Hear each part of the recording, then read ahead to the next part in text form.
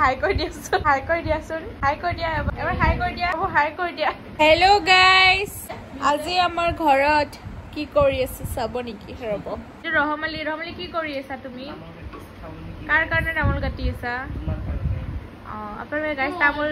যদি তামোল চামোল খাব লগা থাকে কাম কাটিব লগা থাকে ইয়াক মাতিব আৰু এইটো আমাৰ আম্মা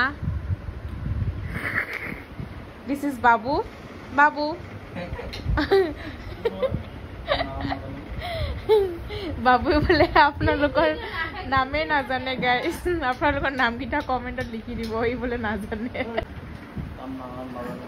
কাৰ নাম নাজানা এবাৰ হাই কৰি দিয়াচোন